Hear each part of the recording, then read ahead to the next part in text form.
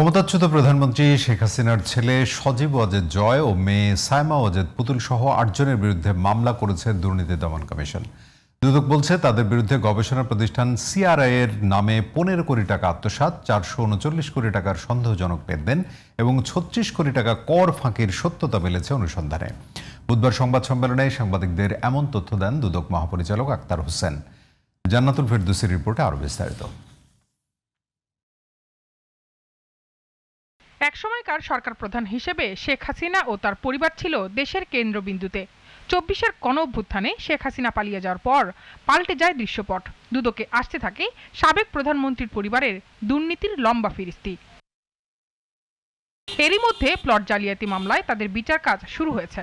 অনুসন্ধান চলছিল আওয়ামী লীগ সরকারের আমলে হাসিনা পুত্র জয়ের নেতৃত্বাধীন centre for research information CRI ইস্যুতে। প্রাথমিক অনুসন্ধানে বেরিয়ে আসে গবেষণা প্রতিষ্ঠানটির মাধ্যমে কর ফাঁকি, অর্থ পাচার ও অস্বাভাবিক লেনদেনের তথ্য। জনাব সজীব আহমেদ ওয়াজেদ জয়, চেয়ারম্যান ও trustee, centre for research and information ও সাবেক প্রধানমন্ত্রী তথ্য ও যোগাযোগ প্রযুক্তি বিষয়ক উপদেষ্টা।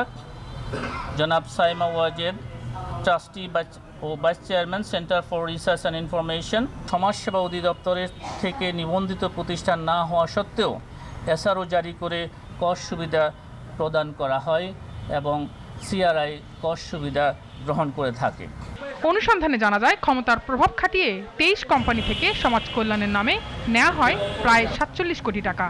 গবেষণা প্রতিষ্ঠান সিআরআই এর ব্যাংক হিসেবে জমা থাকার কথা ৭০ কোটি টাকার বেশি, কিন্তু অনুসন্ধানে দেখা যায় সেই অ্যাকাউন্টে আছে ৫৫ কোটি টাকা।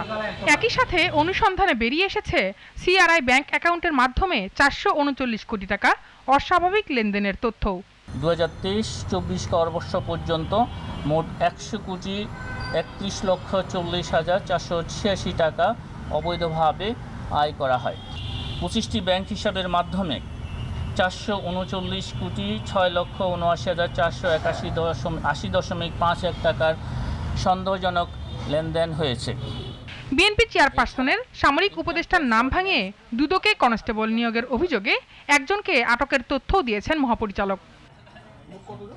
জান্নাতুল ফেরদৌসী, জিটিভি নিউজ, ঢাকা।